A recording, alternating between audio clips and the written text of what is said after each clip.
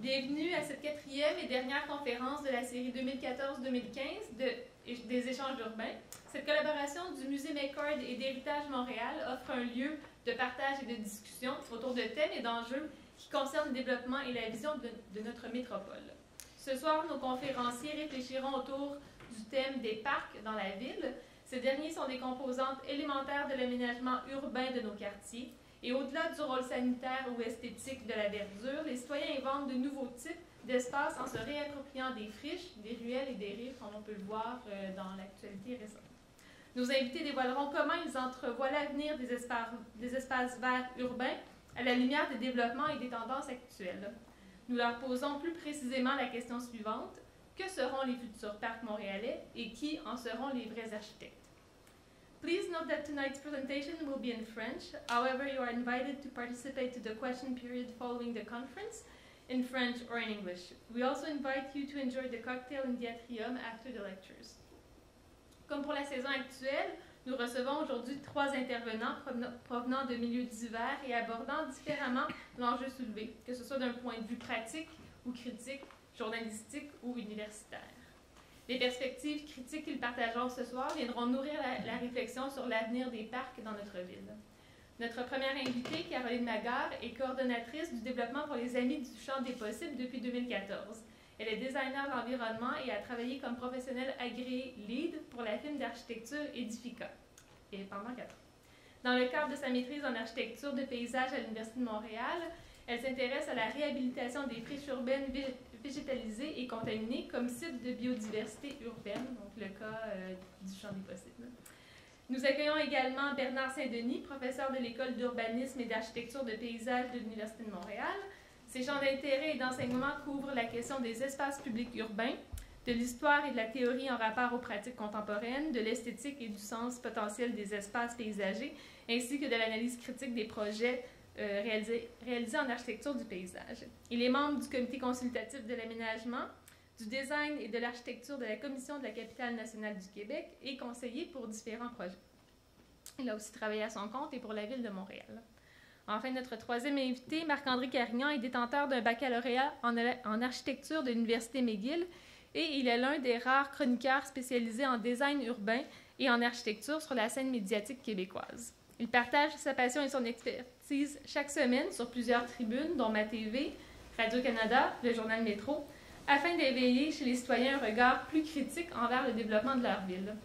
Son parcours professionnel l'a amené, entre autres, à Singapour pour le World Architecture Festival, une grande messe annuelle de la communauté architecturale, et en Italie plus récemment pour couvrir l'ouverture de l'Expo universelle de Milan.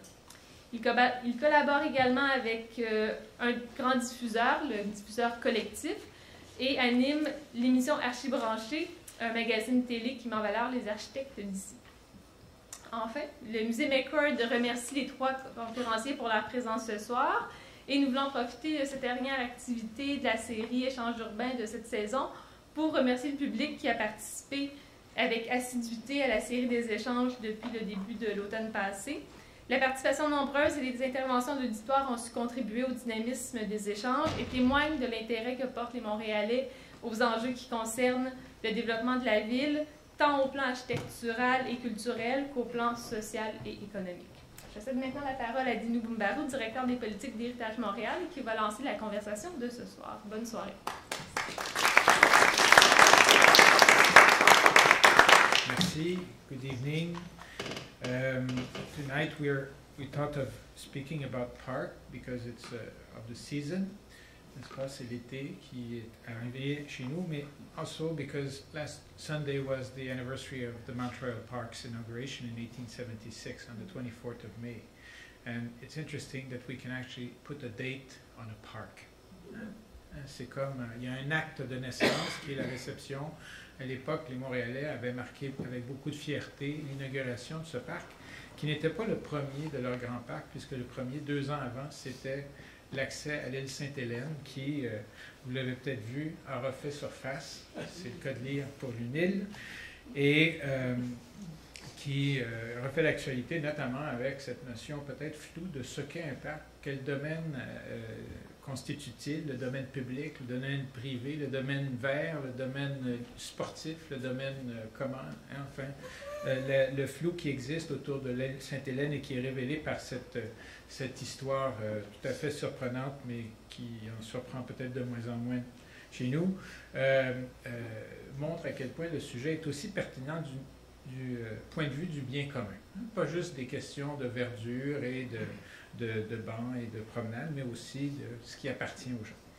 Alors, aujourd'hui, on voudrait aborder cette question des parcs avec la notion de, pas juste de la forme, pas juste de la couleur, but also the process that generates parks. Qui invente les parcs, qui les dessine, qui les garde, qui les défend, qui les entretient. Ce sont des questions qui se posent de plus en plus. Rappelez-vous, il y a à peu près 20 ans, la Ville de Montréal a éliminé dans plusieurs de ses parcs le poste de gardien de parc. On a dû, par la suite, au Square Rochester, investir des fortunes parce que l'espace était devenu tellement abandonné dans une machine administrative qui ne voyait peut-être plus la nature individuelle, la personnalité de ces lieux, que le lieu était devenu complètement indésirable, alors que là, pendant des décennies, des générations, c'était comme dans tant d'autres lieux, un endroit très apprécié de la population. Vraiment, peut-on imaginer des quartiers comme le Plateau sans le parc La Fontaine, sans le parc Laurier, sans le carré Saint-Louis? C'est un exemple, mais il y en a tant d'autres. Le sujet du parc est aussi lié à d'autres dossiers dans lesquels l'Héritage Montréal, par exemple, est actif. On pense au Square Vigée avec le débat sur l'Agora de Charles Daudelin, un cas qui nous occupe ainsi que beaucoup de gens dans le domaine de l'art, de l'aménagement, de l'urbanisme, mais également à une plus petite échelle, mais tout aussi intéressant, le Jardin Notman.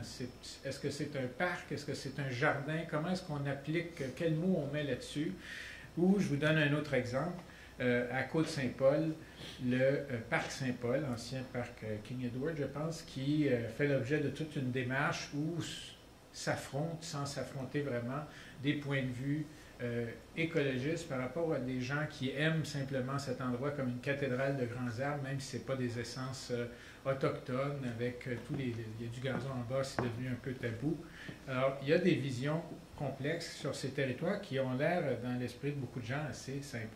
Alors, pour chercher un peu la vérité et prévenir, éviter que nos invités érudits mettent trop de temps là-dessus, j'ai parcouru la charte de la Ville de Montréal. Vous savez, ce document plein de sagesse et d'érudition, de clarté et de cette notion qui finalement définit vraiment ce qu'est une république. Et le mot parc est présent 90 fois. Alors, merci Google Search pour cette information précieuse. Il est présent pour la notion de parc de façon générique. Il n'y a pas de définition ce que c'est. C'est une des compétences de la Ville de s'occuper de la culture, des loisirs et des parcs. Alors, vous voyez, c'est un peu comme ça. Il y a aussi des cas spécifiques. Le parc du Mont-Royal, par exemple, bénéficie d'une série d'articles assez intéressants et on va vraiment se demander si l'île Sainte-Hélène ne devrait pas avoir le même privilège, ultimement. Mais il y a aussi des notions aussi intéressantes que parc de stationnement, très présent dans la charte également, et parc d'attraction, c'est par rapport aux tractations autour de la ronde. Mais peut-être qu'au-delà de cette lecture savante de notre chérie charte, eh bien, avec les regards de nos trois conférenciers, et on invite, qui est-ce qui commence? C'est Ladies First.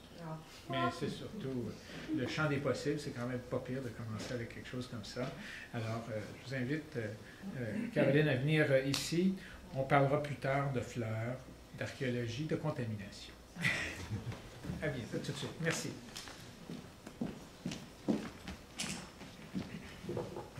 Alors, est-ce que vous m'entendez bien? Oui. Alors, nous avions le droit à une seule image pour représenter chacun nos idées. Une image, ça peut valoir 1000 mots, alors voilà. Mais moi, j'ai choisi d'en mettre 3 sur une seule image, j'ai un peu triché. Ben, voilà. Là, je ne sais pas ce que je fais. Ah, ben voilà. Okay. Je fais rien et ça va arriver, c'est ça? D'accord. Merci pour l'invitation, Héritage Montréal. Donc, effectivement, comme madame qui me présentait a dit, je suis donc coordonnatrice du projet du Champ des possibles depuis 1 an et demi maintenant. Pendant que tout ça se passe, là, écoutez ma voix, fermez les yeux, vos paupières sont lourdes. OK. Alors, voilà. Pour essayer de parler un peu du projet, peut-être en première question dans le public, est-ce qu'il y a des gens qui ne connaissent pas le projet du Champ des possibles à main levée? Excellent, soyez pas gênés. Bon, je vais prendre un petit moment pour expliquer un peu le contexte du projet. Alors, vous avez en bas de l'image les limites administratives synthétisées du site dont je vais vous parler dans les prochaines minutes. Donc, en fait, le Champ des possibles, c'est une ancienne gare de triage qui appartenait à la compagnie ferroviaire Le Canadien Pacifique, qui se situe dans l'arrondissement du Plateau-Mont-Royal, dans le district du Myland, au nord, en fait, de l'arrondissement, le long, en fait, du chemin de fer. Donc, le chemin de fer qui borde et qui divise les quartiers. Donc, la compagnie ferroviaire du Canadien Pacifique a utilisé le terrain comme cours de triage. On parle ici du lot, dans le fond, qui est situé à votre droite. Donc, il y a 2 lots présentement présentés sur cette diapo. Celui qui est le plus à droite, en fait, donc, était celui utilisé. Il y avait des rails de chemin de fer qui passaient et tout ça. Donc, il y a eu pendant, je ne sais pas combien de décennies, mais je dirais peut-être de 1850-70 jusqu'à 1970 à peu près, ont eu cours les activités de triage de wagons. Et ensuite, le terrain a été abandonné des activités industrielles à partir des années 70 jusqu'à aujourd'hui. C'est donc une friche ferroviaire et donc située dans un quartier qui s'est développé énormément. Le Plateau-Montréal est le quartier, l'arrondissement de la ville de Montréal le plus densément habité. Donc, face à la présence de ce terrain abandonné, en fait pas face, mais le terrain ayant été abandonné, il faut s'imaginer qu'à l'époque, il a été remblayé. Donc, quand on regarde les coupes de sol et les études de caractérisation du sol, c'est majoritairement constitué de remblais diverses.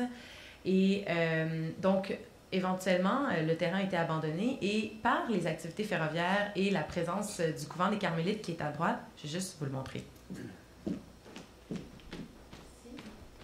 C'est sombre un peu, mais vous voyez un petit peu, je ne sais pas si vous voyez. En tout cas, la présence du Jardin des Carmélites et l'activité ferroviaire ont les deux contribué à la présence végétale du terrain. Aussi, tout simplement par la pollinisation du vent et des insectes, des oiseaux, à cause de la présence des végétaux ailleurs dans la ville, le terrain qui était tout simplement industriel et remblayé a connu une colonisation graduelle des végétaux. Et donc, une ambiance, comme vous pouvez voir en haut, qui s'est constituée graduellement de prairies et d'espèces ligneuses qui ont poussé graduellement. En 2006, la Ville de Montréal a fait l'acquisition des terrains et de plusieurs terrains bordant le chemin de fer, notamment ceux-ci que vous voyez en pointillé. Et il y a eu une vision, en fait, que le terrain soit éventuellement développé par la ville pour en faire potentiellement des développements résidentiels et conserver certaines zones pour de la voirie, des besoins d'entreposage pour la ville. Mais les citoyens, graduellement, dans le secteur, se sont mis quand même pendant quelques années ou pendant les années qui ont suivi son abandon industriel à apprécier le lieu pour plusieurs raisons, notamment pour l'accessibilité à une nature en ville, mais aussi pour des raisons d'avoir un espace libre où plusieurs autres personnes n'avaient pas du tout d'intérêt pour cet espace-là, mais l'utilisaient comme lieu de transit. Donc, différents usages se sont faits et différentes visions et perceptions de ce lieu-là se sont faits. Mais devant le fait que le terrain était... que la ville voulait éventuellement le développer et que c'est devenu connu de la communauté que le terrain allait potentiellement ne plus rester un espace vert, il y a eu une très forte mobilisation citoyenne. Et en 2009, le Comité des citoyens du Mylène, qui est un comité que je pourrais qualifier d'assez exceptionnel comparativement à d'autres secteurs de la ville, exceptionnellement fortement mobilisé, disons, a créé un événement de Mylène dans chantier, en fait, qui était un événement de rassemblement d'idées. Et ils ont produit un cahier de charges à déposer à l'arrondissement afin de proposer certaines priorités que la communauté avait. On parlait entre autres de cet espace vert et de sa conservation, mais aussi de la question, plusieurs enjeux de la communauté. Et c'est à cette époque qu'un sous-comité a été créé. Les Amis du champ des possibles a été nommé dans ces années-là. Et ce comité s'est enregistré comme un organisme à but non lucratif et a travaillé très, très fort pendant des années pour sensibiliser la population, mais pour aussi développer un discours critique et crédible qui a convaincu l'arrondissement éventuellement de la conservation de ce lot, mais surtout de son zonage, de son changement de zonage. Donc, on était à l'époque encore zoné industriel et en 2013, le terrain a été zoné espace vert. Et depuis, toujours en 2013, le même organisme qui m'emploie à ce jour maintenant depuis 1 an et demi, cet organisme a aussi signé un accord officiel de cogestion de ce terrain.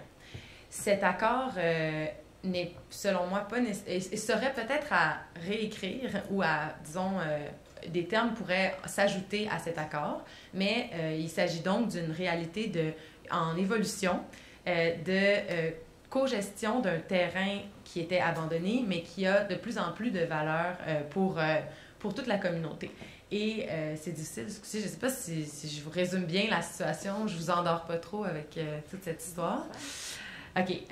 Mais donc, devant cette situation, donc en 2013, le comité a réussi à avoir une subvention du programme Quartier 21, qui est un programme cofinancé par la Direction de la santé publique et la Ville de Montréal, qui a permis l'emploi d'une personne pour aider à la coordination, parce que cette cogestion n'est pas facile, pas que les gens sont mal intentionnés, mais c'est nouveau. Les gens de l'arrondissement ne sont pas habitués de collaborer avec des citoyens pour gérer un terrain, qui s'occupe de quoi, qui est responsable de quel aspect, quelles sont les priorités, pourquoi conserver certaines entités paysagères plus que d'autres. Et surtout, en ce moment, le gros nœud, c'est que nous sommes sur un terrain qui avait un usage industriel polluant et le Canadien Pacifique a vendu son terrain à la ville avec les polluants et avec la responsabilité de le décontaminer.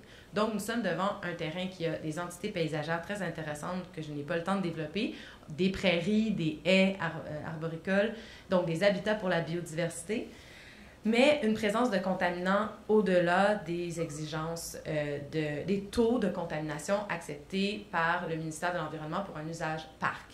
Donc, on est devant un défi et notre organisme comme citoyen, l'organisme citoyen a des limites d'expertise. L'expertise de la décontamination est toute une expertise à maîtriser. Ce n'est pas simple et ce ne sont pas tous les citoyens non plus qui connaissent ces détails-là. Donc, il y a une répartition des connaissances et des responsabilités à établir dans un projet de cogestion comme celui-là. Et nous travaillons présentement à l'élaboration d'un plan de réhabilitation où les visions et les priorités des citoyens peuvent prendre place dans un projet qui respecterait aussi la réglementation. C'est un autre défi à relever. Là, je voulais regarder s'il y avait des points que je ne voulais pas oublier. Mais en fait, c'est ça, c'est que cette réalité d'être à l'écoute de ce que le comité de citoyens veut sur ce terrain-là et les méthodes de gestion d'un arrondissement et leurs priorités, à titre d'exemple. Les arbres standards cultivés en pépinière pour la Ville de Montréal sont à tronc dégagé, permettent d'avoir une liberté visuelle. Les haies qui sont conservées dans le champ des possibles sont denses et leurs branches partent du sol. Elles favorisent la présence de la nidification des insectes, des oiseaux et des itinérants, mais des habitats pour toute la faune urbaine.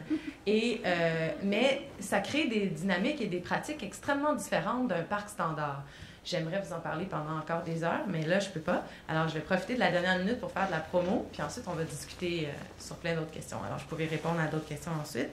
Mais donc, un autre aspect donc, d'une expertise citoyenne, je parlais que l'expertise de la décontamination est très complexe. C'est rare que les citoyens en connaissent autant sur ces thématiques. Certains nous ont aidés déjà. On parle des mycologues, d'ailleurs, qui s'intéressent à la décontamination par les champignons. Mais, donc, ce n'est pas encore notre spécialité, mais certains sont spécialistes. Mais pour la crédibilité qui s'est créée sur le projet du champ, il y a vraiment une crédibilité au niveau de l'écologie urbaine, la connaissance de l'écologie urbaine. On a des naturalistes, des biologistes, des botanistes, des ornithologues qui se sont impliqués et qui ont permis de produire un catalogue de la biodiversité du champ des possibles, dont j'ai plusieurs exemplaires avec moi, si jamais vous êtes intéressés de nous encourager. Ils sont à 12 $. Mais c'est un petit catalogue citoyen, c'est le premier inventaire citoyen. Donc, depuis 10 ans, en fait, l'organisme a mené informellement et éventuellement de plus en plus formellement des bioblitz, donc des événements où on fait l'inventaire des espèces et ce sont des listes qui ont été tenues à jour. Et ça a permis aussi d'avoir un discours assez expert et crédible devant le projet politique. Pour convaincre de la validité et de la valeur que ces habitats-là pouvaient signifier pour la communauté. Voilà. Est-ce que ça fait 10 minutes? Il n'y a personne qui m'arrête. Donc, j'ai plein d'autres choses à dire, mais c'est juste 10 minutes. Désolée pour mon manque d'esprit de synthèse.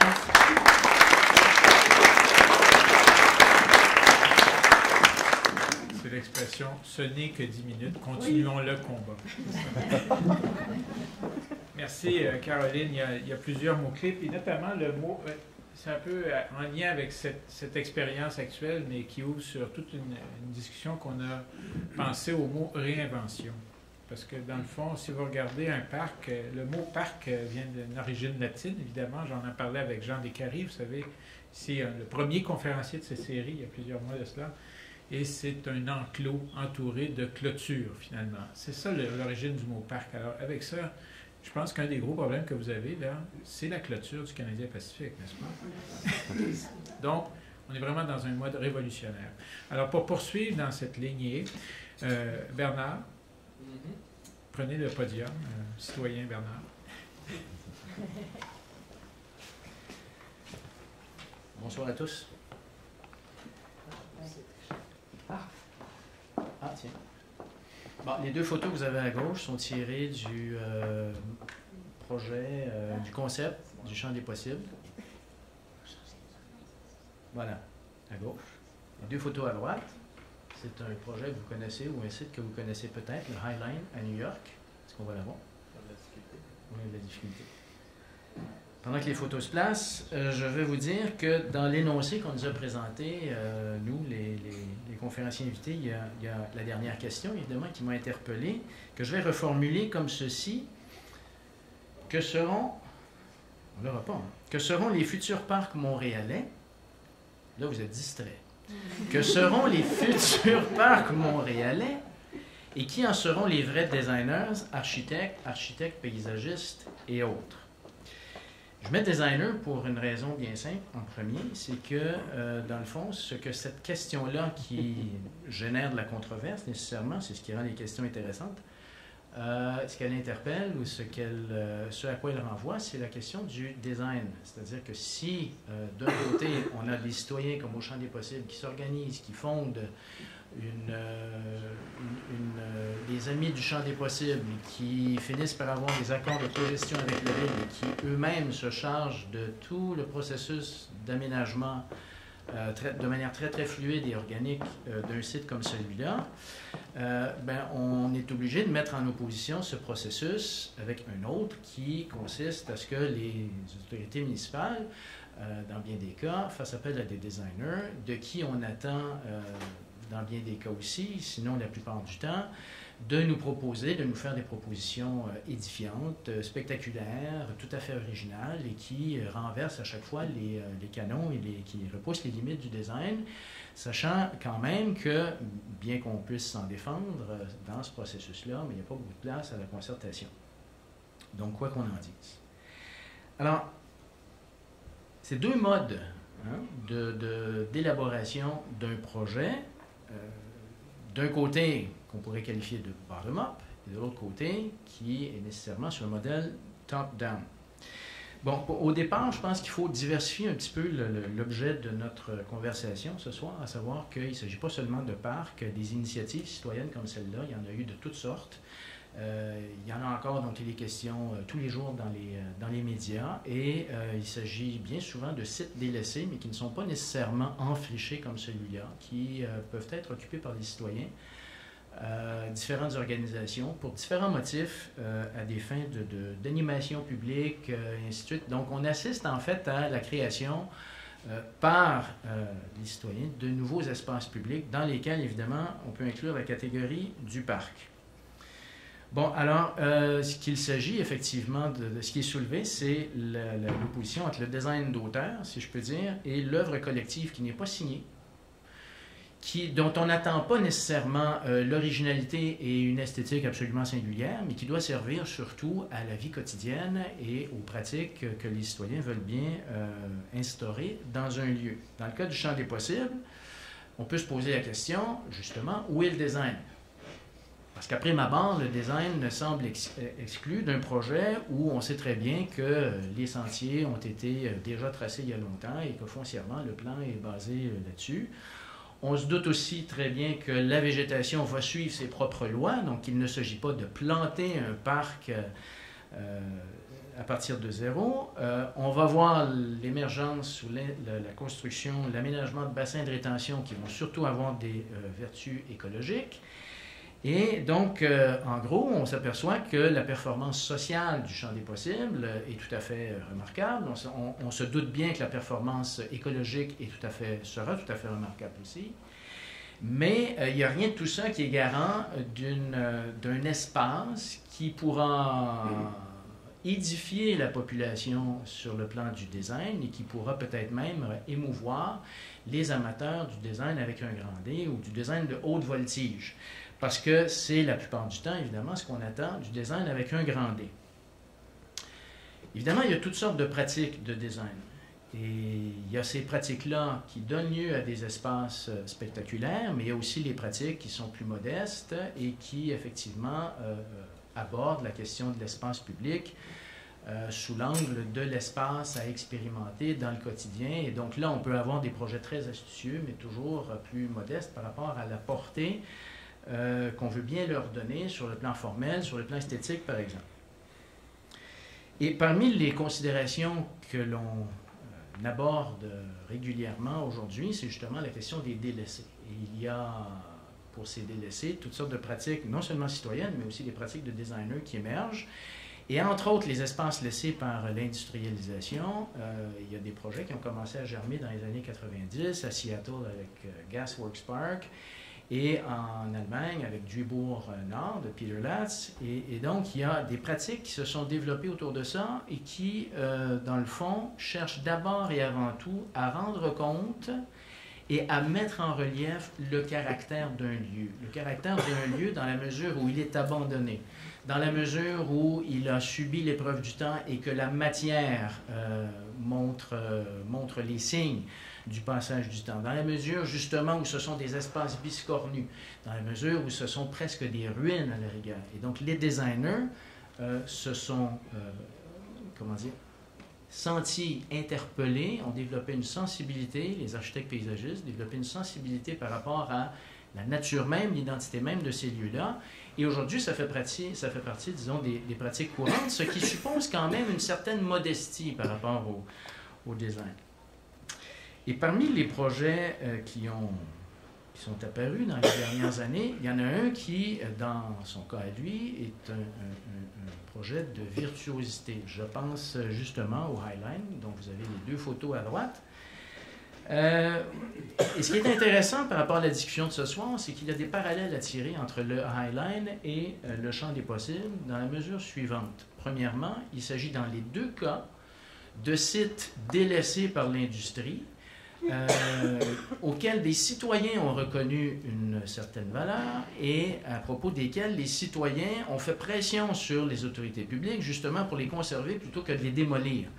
Dans le cas du champ des possibles, pour empêcher l'édification d'un projet résidentiel, et dans le cas du Highline, pour empêcher sa destruction pure et simple. Pourquoi? Parce que des gens avaient reconnu qu'il y avait non seulement là presque un jardin public, en fait, doté d'une qualité de végétation remarquable, mais aussi un potentiel pour générer un nouveau projet de promenade publique en surplomb de la ville.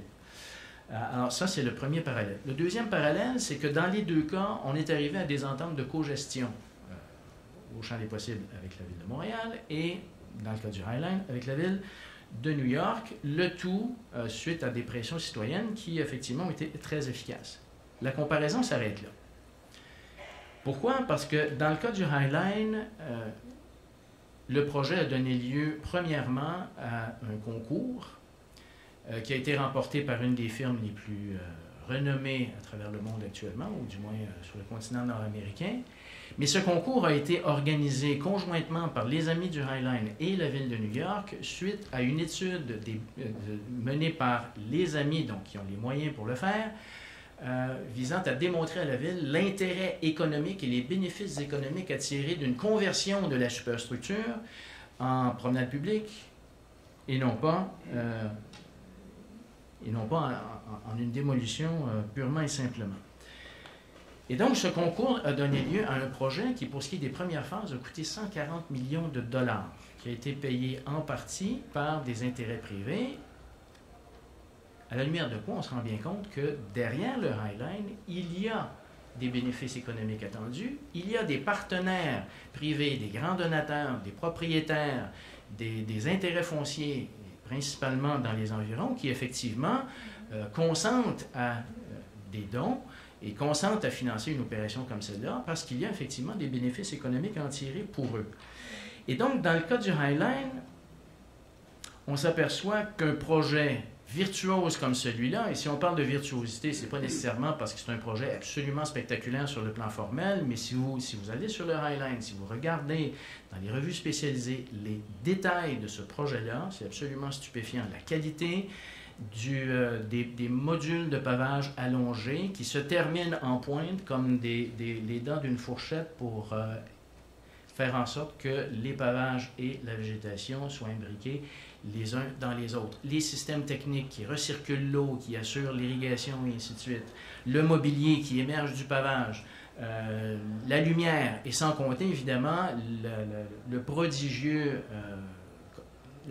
agencement de végétaux qui a été conçu par un des plus grands architectes paysagistes de la planète et qui effectivement a trouvé sur le Highline son œuvre majeure, si on peut dire. Alors, pour ce qui est du design virtuose, du design de haute voltige comme celle-là, on s'aperçoit bien qu'il y a un contexte, qu'il y a un temps, qu'il y a une culture, qu'il y a la conjoncture qui mêle les intérêts sociaux, les intérêts commerciaux et, il ne faut jamais oublier, les intérêts économiques. Et dans le cas de New York, comme dans le cas de toutes les grandes métropoles qui se prêtent à ce genre d'opération, il y a évidemment l'intérêt touristique, l'industrie touristique qui en bénéficie, mais aussi l'image de marque que toutes les villes s'affairent à cultiver frénétiquement partout à travers le monde. Alors, il y a des temps et des lieux et des circonstances pour ce genre de projet, et il y a des temps et des lieux et des circonstances pour des projets comme le Champ des possibles, qui sont menés avec les moyens du bord, par des organisations de citoyens qui n'ont pas les moyens des Amis du Highline, et qui effectivement donnent lieu à des projets qui sont d'abord et avant tout motivés par la qualité de l'expérience de l'espace public au quotidien, par la sociabilité que l'animation peut engendrer et par, disons, aussi la qualité de la mobilisation qu'on peut trouver dans un milieu, donc la qualité, au fond, de la vie communautaire. Est-ce qu'il faut pour autant penser que le design est exclu du champ des possibles? Est-ce que de choisir de conserver une certaine facture végétale, est-ce que ce n'est pas du design? L'idée d'ajouter un sentier pour profiter du bassin de rétention plus à proximité, est-ce que ce n'est pas du design aussi? La question est ouverte et je crois que c'est la question qui est posée ce soir. Je vais m'en aller avant de gêner tout ça.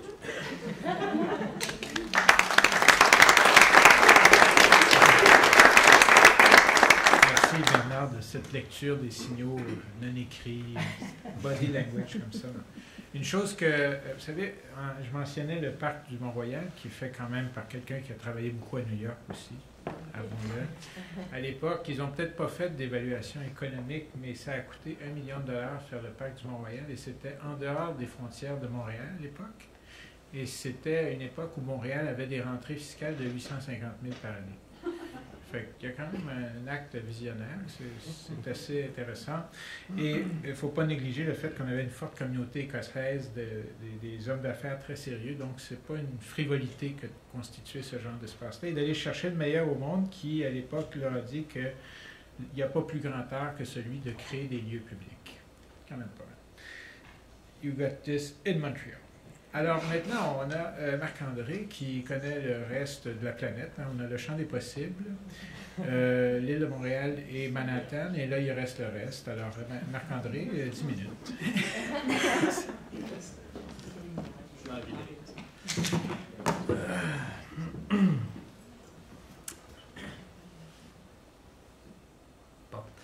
Bien, merci beaucoup, Dino.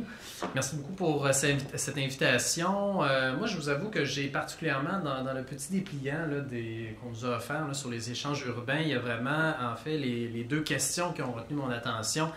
Que seront les futurs parcs montréalais et qui en sont les vrais architectes? Je me suis basé là-dessus pour faire un peu ma thèse aujourd'hui.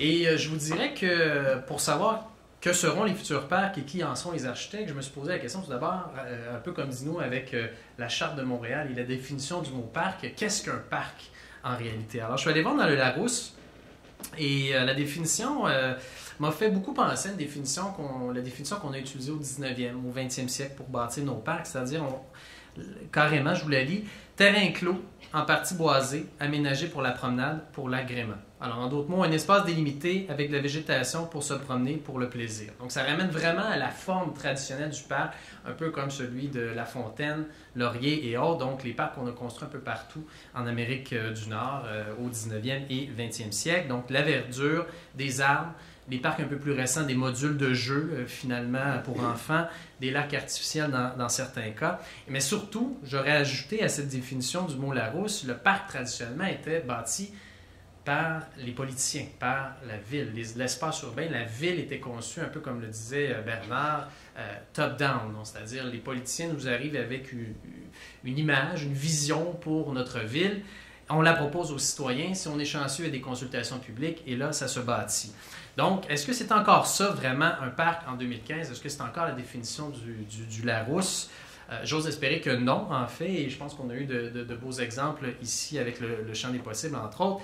Les citoyens souhaitent s'impliquer davantage, et ça, je pense, c'est ce qui fait, c'est ça qui est de plus en plus important, là, qui seront les futurs architectes de nos parcs.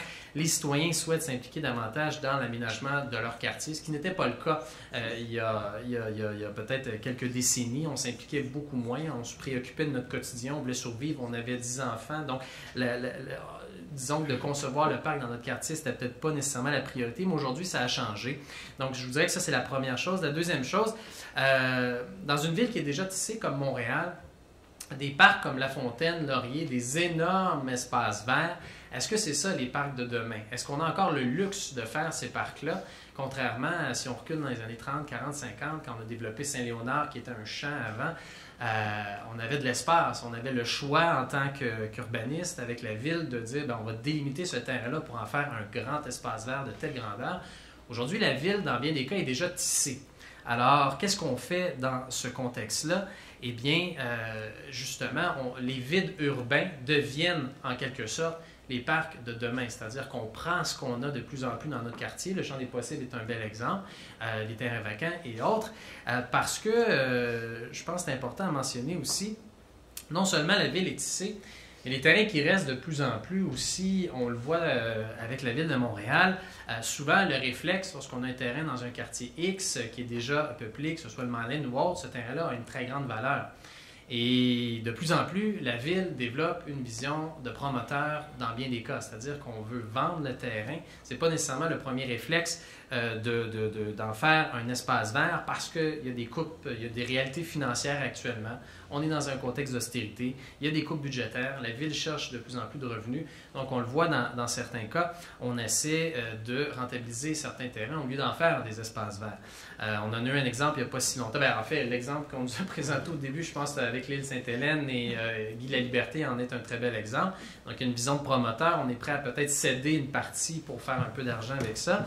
Il y a l'arrondissement de Ville-Marie aussi. Vous savez, il y a un terrain, le terrain des Franciscains, qui est situé à l'angle du boulevard René-Lévesque et de la rue Fort. Il y a une église qui a brûlé sur ce terrain-là.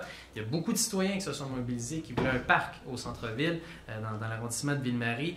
Et finalement, Coder a dit non. Il y a un promoteur qui est intéressé, le groupe Prével, et on va plutôt y faire des condos. Là, on pourrait débattre longtemps, est-ce que c'était un bon espace pour faire un parc? Bon, là, on pourrait en débattre longtemps. Certains disent non, comme M. Coder, mais bref, on voit là qu'il y a une logique de promoteur. Et dans d'autres cas aussi, je regarde, pas plus tard que ce midi, je suis passé pas loin de la bibliothèque Marc Favreau. La bibliothèque Marc Favreau, dans Rosemont-la-Petite-Patrie, est supposée avoir un parc depuis 1 an et demi, 2 ans en arrière. Et non seulement il est supposé avoir un parc, si la bibliothèque veut avoir sa certification LEED, ça prend le parc. Et là, le parc n'est pas fait. Personne n'a l'air de s'en scandaliser. Et je trouve ça dommage parce que l'essence même du concept, la façon que le bâtiment a été construit par Ngannou, eh bien, les salles de lecture devaient donner sur le parc. La nature rentre carrément à l'intérieur de la bibliothèque, mais pour rentrer à l'intérieur de la bibliothèque, ça en prend à l'extérieur pour rentrer.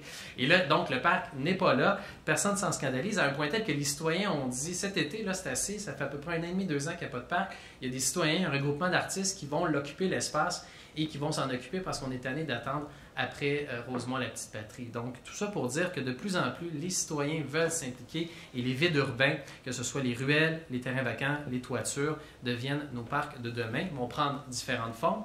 On le voit avec les villages éphémères, on le voit ici avec la place de Castelnau. C'est drôle parce que cette image-là me rappelle beaucoup celle qu'il y avait au départ. C'était le parc Outremont qu'on voyait en noir et blanc. Westmount. Ça me fait pas. On voyait le petit bateau avec le cours d'eau, les enfants qui étaient à proximité, qui jouaient avec le bateau dans l'eau. Ça me rappelle un peu cette scène-là, sauf qu'au lieu d'être un bateau, dans ce cas-ci, c'est un jeu de croquet avec bref, des cerceaux et autres. Et là, on peut se demander, quand je vous lisais la définition au départ d'un parc, selon le Larousse, est-ce que ça, c'est un parc? Est-ce que c'est un espace? Est-ce que c'est une place publique? C'est encore drôle. Certains pourraient débattre que c'est peut-être pas... Si on regarde la définition de place publique, c'est peut-être pas nécessairement... Donc, vous voyez, il y a eu une grande évolution avec le temps. Et dans certains quartiers, quand je vous dis que les vides urbains sont de plus en plus importants, ils vont représenter les parcs de demain, c'est que le parc en 2015 redevient, ou l'espace de socialisation redevient un lieu extrêmement prisé pour la communauté, pour les familles urbaines contemporaines qui veulent rester en ville, qui ne veulent pas nécessairement sacrifier, qui sont prêts en fait à sacrifier leur espace, c'est-à-dire que l'accès à la propriété est un petit peu plus difficile, on est dans une mode de condo actuellement, donc il y en a qui sont prêts à sacrifier l'espace, on ne veut plus nécessairement sortir de la ville le week-end pour partir dans un chalet, partir finalement, éventuellement il y aura peut-être même des péages sur les ponts, tout ça, donc on veut rester en ville, alors ces lieux-là de socialisation, ces parcs-là deviennent extrêmement importants. Et pour terminer, peut-être, vous me direz qu'il y a de grands parcs qui s'en viennent, ce qui correspond peut-être un peu plus à la définition du Larousse, le parc environnemental de Saint-Michel, là, qui est en pleine transformation actuellement, qui deviendra un énorme espace vert, le 2e plus grand de Montréal avec le parc du Mont-Royal. Je vous dirais que c'est peut-être l'exception finalement qui va venir confirmer la règle, mais éventuellement, je ne serais pas surpris de voir que les citoyens sont de moins en moins, les parcs ont de moins en moins de verdure dans certains cas. Il y a beaucoup d'agriculture urbaine, mais voilà, moi je pense que les vides urbains, seront les parcs de demain.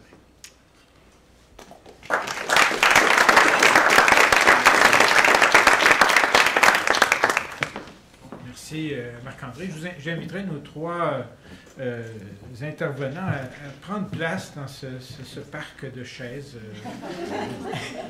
et de micros pour qu'on puisse avoir un petit échange avec la participation des gens dans l'auditoire, bien entendu.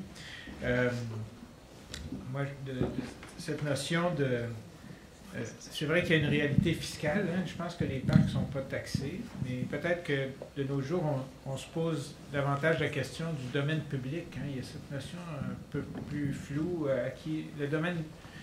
À la ville, il y a un domaine parc, n'est-ce pas? Bernard, tu sais ça, toi? Il y a des parcs, il y a un domaine public. Les parcs sont une catégorie d'espace public dans le domaine public. Oui, c'est une catégorie. Vous savez probablement tout le monde que la place Émilie-Gamelin a été rebaptisée Parc Émilie-Gamelin parce que dans les parcs, en vertu du règlement municipal, on peut évincer qui que ce soit qui y trouve à compter de minuit. Les parcs sont fermés entre minuit et 6 heures le matin. Voilà. C'est pour ça qu'on avait dans le temps des horloges dans les parcs, bien sûr. Des parcs à horodateurs. Est-ce que le champ des possibles a des heures d'ouverture de ça? Parce que c'est pour ça que vous l'appelez un champ, parce que c'est saisonnier, c'est les riches heures du duc de Berry et tout ça? Non, il n'y a pas d'heure d'ouverture et de fermeture. Il y a même beaucoup d'activités la nuit, et c'est ce qui est peut-être très apprécié aussi. Comme des feux, par exemple. Ah oui? Oui, mais oui. Les gens font des feux. C'est pour régénérer la flore et la faune. Exactement. Non, mais en fait, là, on parlerait plus de pratiques, en fait, de pratiques différentes. Je pense pas qu'un feu est nécessaire. Mais on pourrait débattre sur la question des feux. C'est une bonne question. C'est une très bonne question, mais c'est juste de relever quels sont les parcs à Montréal où les gens se sentent à l'aise de faire des feux. Il y en a pas beaucoup. Ben, c'est le Mont-Royal, mais là, oui, il y en a pas mal. Oui, il y en a au Mont-Royal. Oui, c'est d'ailleurs, ils ne font pas juste des feux, ils font aussi beaucoup de vidanges le dimanche. Le lundi, on voit ça, là, c'est impressionnant. Impressionnant. Des interventions, je sais, c'est du land art.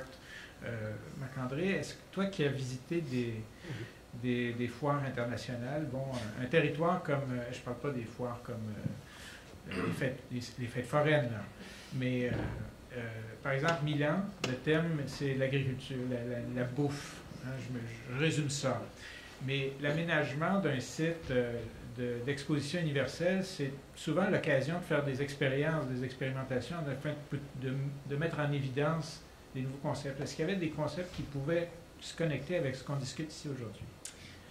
Des nouveaux concepts en lien avec le parc. Je vous dirais que l'agriculture urbaine était très, très présente sur le site.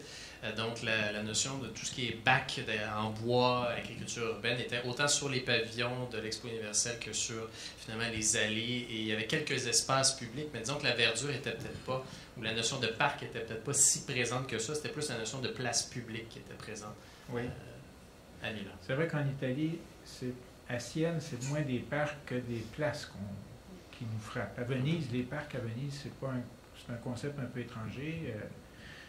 Les places minérales, d'ailleurs, c'est une des choses qu'on avait observées avec le Square Vigée, c'est qu'il y a trois catégories qui sont présentes, le jardin d'enfants, le square et la place publique. Et c'est des tels mandats aux artistes, Daudelin, Gnasse et Théberge. Et puis finalement, aujourd'hui, on veut faire un parc et le langage des décideurs, c'est faisons un parc avec ça. Alors, donc, est-ce qu'on met des bacs avec du romarin dans le Square Vigée? C'est pas ça qu'on est en train de faire? Ah, dans Square Vigée. Oui. C'est ça. À venir. Voilà. À venir. Une chose, Bernard, tu mentionnais cette tension entre le design et le processus un peu. Et ça pose la question de l'œuvre ou un peu du faire ou de l'avoir. Hein? Pas de l'avoir dans le genre de l'Andromat, mais à qui possède les parcs d'une certaine façon? Peut-être dans cette... Dans tous les cas, c'est les citoyens qui possèdent les parcs. La question, c'est de savoir qui les fait. Les citoyens, de toute évidence, maintenant, peut-être depuis 20 ans, s'activent de plus en plus pour ce qui est d'avoir, premièrement, leur mot à dire, et maintenant pour carrément agir, alors que c'était très peu fréquent jusqu'à il n'y a pas si longtemps. Et les citoyens qui agissent comme le feraient des designers sont aussi légitimés de le faire que des concepteurs, des architectes paysagistes, des architectes et autres designers. Pourquoi? Parce que il y a de la place pour tout. Je pense qu'on peut très bien considérer que, c'est un peu ce que je disais tantôt, on n'a pas besoin de monuments de design aux quatre coins de la ville, on n'a pas besoin d'œuvres signées aux quatre coins de la ville. Il y a des espaces qui, d'abord et avant tout, sont des espaces de la sociabilité, de la vie quotidienne.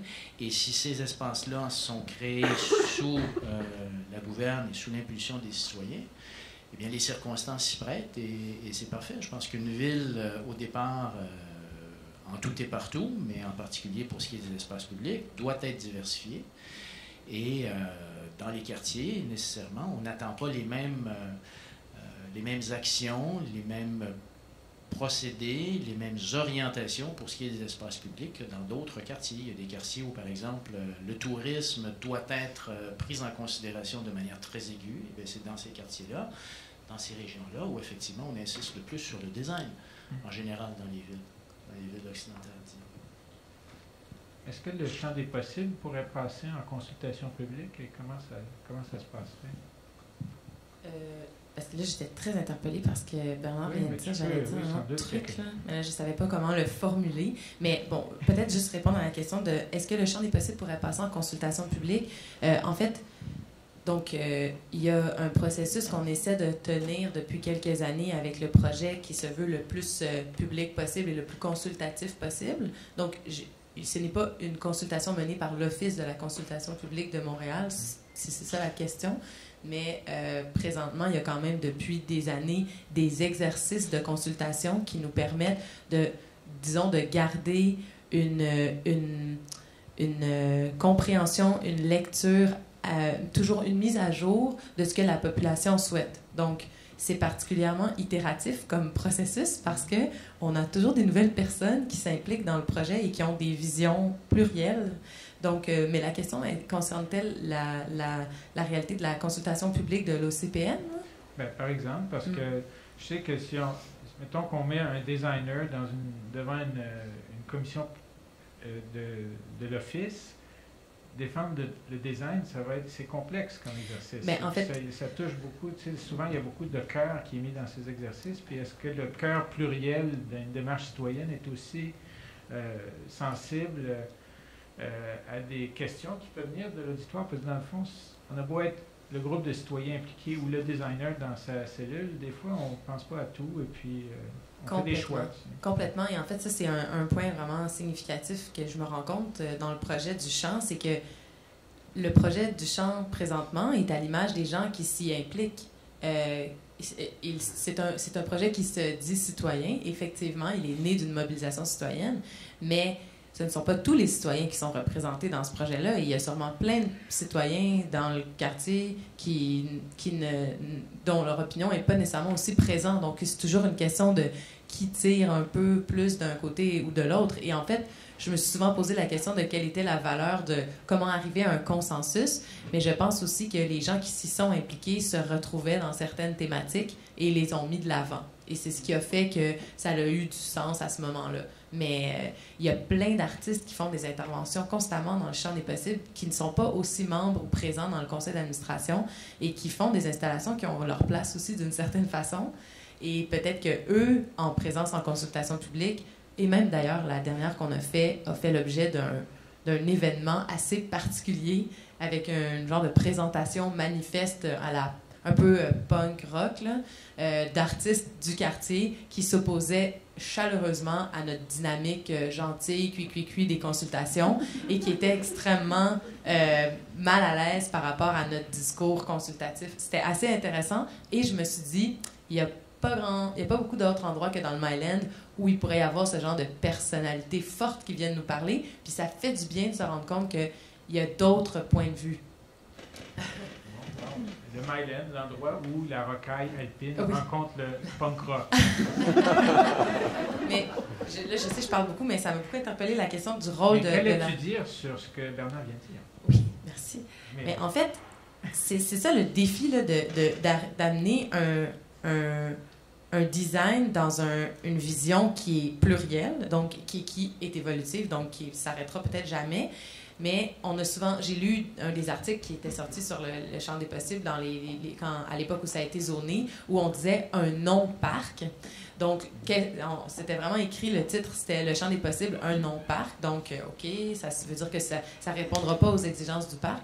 Moi, ça me faisait penser, ben, en fait, il y a un moment où le designer ou l'architecte paysagiste peut amener peut-être des solutions ou des réponses à des visions non spatialisées que des citoyens peuvent avoir. Donc, ce professionnel peut agir peut-être comme un outil ou comme un interprète, mais à l'écoute du besoin qui est formulé en amont. Donc, il y a moyen quand même de traduire ça dans un geste d'aménagement. Ça ne veut pas nécessairement dire que je ne peux pas vous donner spécifiquement, mais dans la recherche que je fais présentement, je me questionne beaucoup sur ces dispositifs d'aménagement qui peuvent être un peu à la rencontre de toutes ces demandes. Je vais vous donner un exemple vraiment de base. On voudrait pouvoir s'asseoir dans l'espace. Un dispositif... C'est trop passé, les bancs de parc. C'est tellement ben, 19e siècle. Oui, mais je pense que c'est humain de vouloir s'asseoir. Et il y a plein de façons de s'asseoir. On me dira, mais... donc, je veux juste dire que le professionnel de l'aménagement ou le monde du design peut venir en aide et non top-down, c'est ça qu'on dit, mais peut être à l'écoute et parce que c'est un art magnifique de designer, c'est le dessin, dessin D-E-S-S-E-I-N. Donc, le fait que les citoyens soient capables de formuler en consensus leurs besoins peut constituer un cahier de charges extrêmement plus intéressant que beaucoup de cahiers de charges que j'ai lus dans ma jeune carrière d'architecte. Si je peux me permettre, je pense qu'il faut voir le design. Bientôt, on va demander à Marc-André d'agir comme... C'est l'anniversaire d'Henry Kissinger aujourd'hui, alors...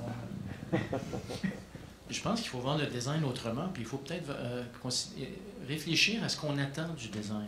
Ce qui est intéressant sur le document qui est en ligne là, chez les Amis des Possibles, le concept d'aménagement, c'est qu'il y a quelques photos à la fin où on montre effectivement un certain nombre d'exemples d'aménagements qui ont pu être réalisés dans un certain esprit, et on comprend entre les lignes que c'est un peu dans cet esprit-là qu'on voudrait travailler par des interventions ponctuelles, mais de belles factures, et ainsi de suite. Et donc, il y a là présentation d'éléments et d'objets designés, si je peux dire. Ça m'a fait un peu réagir dans la mesure où tout le projet n'est pas ça. Et là, tout d'un coup, on arrive avec ces beaux objets à la fin à insérer dans le parc, dans le jardin même, je dirais, alors qu'en réalité, ce n'est pas l'esprit du projet. Et je me suis demandé, mais pourquoi pas la vieille chaise berçante, tout simplement? Pourquoi pas le vieux hamac qu'on est allé chercher dans une ruelle? Je peux vraiment répondre tout de suite à cette question. Et pour moi, il n'y a pas de non-design là-dedans. J'aime beaucoup les doubles négations. Il n'y a pas de non-design là-dedans. Il y a une intention sensible qui s'exprime de cette manière-là, en dehors, disons, des canaux qu'emprunte le design normalement. Et ce à quoi il faut renoncer, c'est toujours vouloir cataloguer le design, production de beaux objets, production d'objets de collection uniques, signés, et ainsi de suite.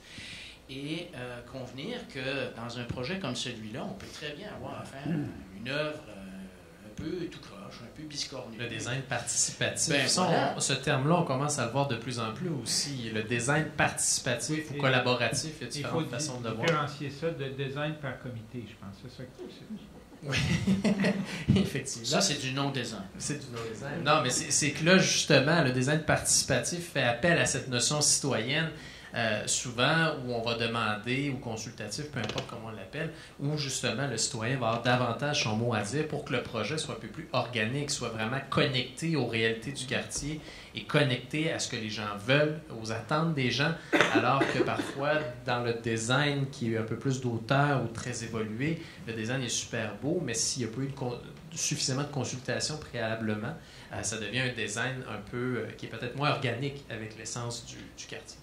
Moi, ce qui me chicote avec l'utilisation constante du mot design, c'est que je pense, ce que je trouve qui est pertinent dans ce qu'on réfléchit au sujet des aménagements des parcs, c'est pas juste le design, c'est l'intervention. Dans le cas du champ, c'est ça le gros défi. C'est intervenir ou ne pas intervenir, laisser être. Et le fait d'intervenir je veux juste rappeler que le site a, entre autres, 2 entités, une prairie et des haies. C'est pas mal les 2 grands éléments paysagers. La prairie, les 2 ont des valeurs écologiques très fortes. C'est pour ça qu'elles ont été protégées. La prairie existe parce que le terrain a été fauché pendant des années par la ville. S'il n'avait pas été fauché, le boisé se serait installé comme n'importe quelle réaction de délaissement naturel dans un espace au Québec. Maintenant, la prairie étant présente maintenant et valorisée, elle existe parce que l'humain est intervenu sur le territoire. Et les gestes d'aménagement en architecture de paysage sont constamment dans cette réflexion de intervenir, mais on s'en rend pas toujours compte, aussi particulièrement dans le végétal. Comme je donnais l'exemple de la production en pépinière des arbres à troncs dégagés, on associe un arbre en ville à une barre avec un cercle. Mais c'est pas ça, un arbre. Et une des choses que je trouvais, quand on est allé donner une visite au champ la semaine dernière, je faisais remarquer aux gens la structure des arbres dans le champ. Elle est extrêmement charismatique. Et on a rarement des arbres charismatiques comme ça dans des espaces publics à Montréal parce qu'ils sont manicurés pour respecter les normes de la ville. Donc, intervenir peut vouloir aussi dire laisser l'humain protéger ce qui est là, en connaissance et en expertise de cause. Donc, le travail, par exemple, de l'architecte paysagiste Gilles Clément est spécialisé dans cette question-là de contrôle ou de lecture et de compréhension d'une nature qu'on veut aider à maximiser ses potentiels écologiques, par exemple. Donc, c'est pas tant la forme qui est à prioriser dans un sens, c'est l'expérience, c'est le résultat. Mais il y a aussi, c'est une belle corrélation. La prairie a une valeur écologique très justifiée ou très justifiable, mais aussi une valeur esthétique intéressante. Donc, c'est comme la rencontre des 2. Donc, je voulais parler de l'intervention au niveau du végétal, mais il y a aussi les interventions autres. Par exemple, je vais finir là-dessus. La chaise berçante ne peut pas être elle est déjà au champ.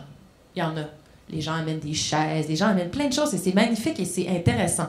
Mais, donc, cette chaise continuera à être présente sous toutes ses formes. Mais, elle sera volée, vandalisée et brûlée dans les feux. Constamment, je peux vous le dire. Et ça amène 2 choses. Peut-être que certains besoins prioritaires, comme s'asseoir, quand on a 70 ans et qu'on a la résidence des personnes âgées à côté, on a envie de s'asseoir, mais aussi on peut être jeune et avoir envie de s'asseoir.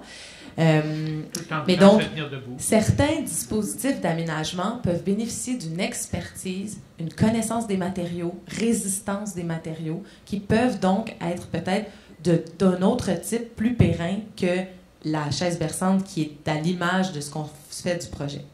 Puis là, j'avais un autre point, mais je l'ai oublié. Donc, je vais te laisser parler. La démocratie. Je tiens à signaler que les personnes qui sont venues ici sont aussi invitées à poser des questions, à soulever des points. C'est un échange après ça. Sinon, on mettrait un cadre noir autour de ces 3 personnes. Ça s'appellerait télé. Hein? Et Andréane a un micro. Si vous voulez manifester, n'hésitez pas. Mais tu as passé la parole, Darren? Bien, j'allais dire que je trouve intéressante la distinction entre intervention et dispositif ou je ne sais quoi et design, parce qu'effectivement, ta réaction à ce dont on parle, et on utilise constamment le mot design, vient du fait que le terme design est très connoté. Objet esthétique, singularité esthétique, objet de collection quasiment. Les objets de design, on les collectionne. À commencer par les musées qui les collectionnent. Donc, l'intervention, une fois qu'on l'a débarrassé justement de cette charge sémantique, ben, elle peut prendre toutes sortes d'autres sens. Et effectivement, si on parle de dispositif pour s'asseoir, c'est quelque chose qu'on va designer, mais qu'on ne designera pas dans une perspective ou avec une motivation de designer tel qu'on l'imagine généralement. La question, c'est de savoir qu'est-ce qu'on pense du design, qu'est-ce qu'on attend du design. Et pour revenir à l'opposition entre le design et le non-design, je pense qu'il faut accepter aussi, peut-être, je vais sûrement être provoquant, là, mais qu'il y a des circonstances et il y a des situations, il y a des temps pour ne pas consulter. Il y a des lieux qui ne se prêtent pas aux consultations parce que les enjeux sociaux, par exemple, sont pas très, très sensibles. Il y a des espaces qui ne desservent pas une population d'office qui serait amenée à fréquenter ces espaces-là au quotidien. Je pense à certains espaces au centre-ville, par exemple, la place Jean-Paul Riopel. Il n'y a pas grand monde qui habite il n'y a pas grand monde qui habitait autour de la place Jean-Paul Riopel à l'époque. Depuis, on a construit des condos un peu partout. Mais la place Jean-Paul Riopel, si on y pense bien, c'est à la fois un bijou en face du Palais des Congrès et d'une certaine manière le parvis de la caisse de CDP Capital, la caisse de dépôt et de placement. Et donc, cet espace-là a cette fonction-là et en plus a une fonction commémorative dans la mesure où on a là une magnifique sculpture de Jean-Paul Riopel qui est en même temps un spectacle parce qu'à heure fixe, tous les jours de l'été, il y a brume qui monte et il y a le cercle de feu qui surgit, et bien là, on a une place qui effectivement sert, si je peux dire, des besoins qui relèvent du décorum urbain, qui relèvent du spectaculaire, qui touchent la question du tourisme, du prestige des adresses d'affaires. Et ça, c'est une fonction des espaces publics comme une autre. On parle de consultation et d'expertise. Un de nos professeurs, Melvin Charney, avait cette phrase quand tu es malade, tu n'appelles pas le village, tu vas voir le médecin. Et il y a un peu de ça. Mais par contre, on voit que dans des espaces, finalement, il y a une médecine traditionnelle qui est inventée sans être codifiée comme on l'a par les hommes. Et ça donne aussi des résultats. L'autre chose, c'est comment est-ce qu'on pose des gestes d'avant-garde. Tu parles de la place Jean-Paul Riopel, à sa façon, c'est un geste précurseur. Et il y en a, c'est pas juste, c'est le geste qu'il y a juste à côté, ici, la rue Victoria, la foire urbaine du McCord, à sa façon, c'est éphémère, mais c'est un peu une façon de changer de regard. Et à Outremont, une ville, un arrondissement, pardon, c'est les spéculateurs qui ont posé des gestes précurseurs en réservant des terrains, faire des espaces verts, autour desquels le sol a été valorisé pour spéculer. Comment on pose des gestes d'avant-garde aujourd'hui? C'est Marc-André.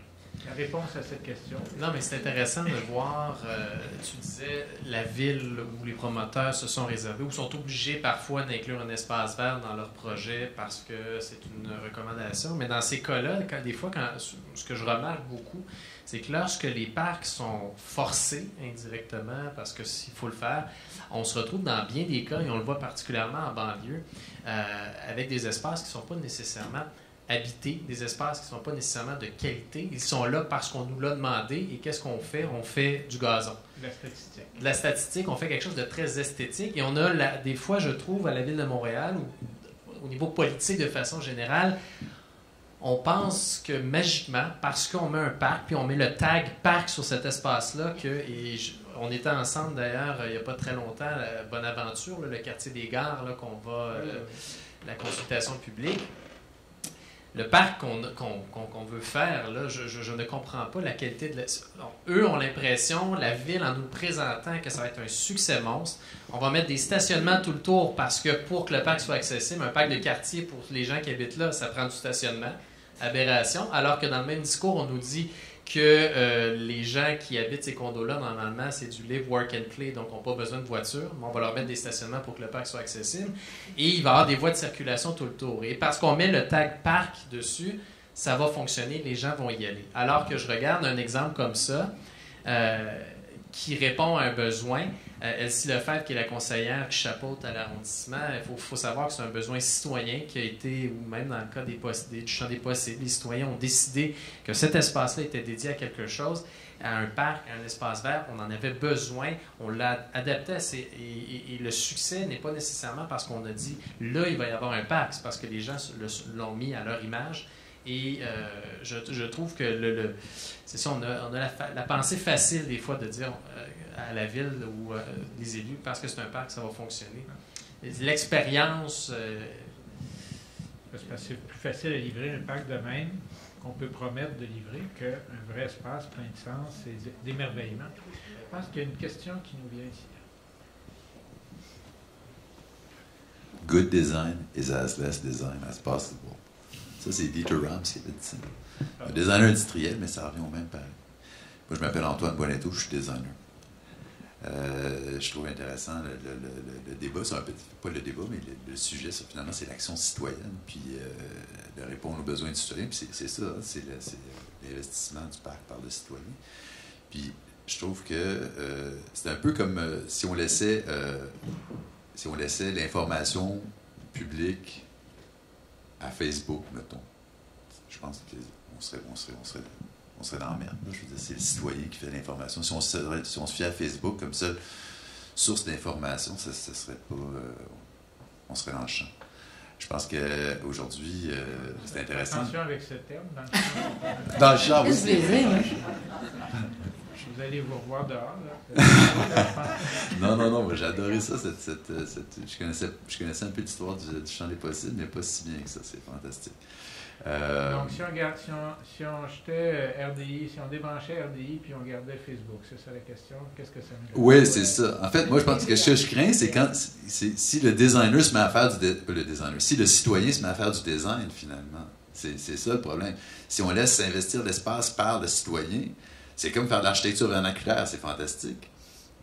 Mais si le citoyen se met à faire du design, ben c'est là que ça devient dangereux, là. C'est ça que je crains. La consultation publique, c'est intéressant, mais le designer, lui, finalement, on n'est pas mis comme designer. C'est quand même pas un aéroport ou un pont, là. Non, mais il y a un programme. Il y a un programme au départ, puis il y a des circulations, puis déjà là, c'est de sécurité. Puis en ce moment, je dirais, moi, je crains beaucoup avec l'espèce de phénomène de matantisation de la société. Et je ne voudrais pas que tous nos parcs ressemblent à ce que je vois là. Moi, j'en ai pas d'enfants, puis j'ai besoin d'espace où il y a peut-être autre chose que des jeux pour enfants, puis des ballons à l'hélium. Non, mais je dis, il y a une réalité. Il y a comme une espèce de compétition entre la ville et la banlieue, puis on veut ramener les familles en ville. Fait que là, on cherche à leur donner des espaces familiaux. C'est ça qu'on entend partout, l'espace familial, l'espace familial, l'espace familial.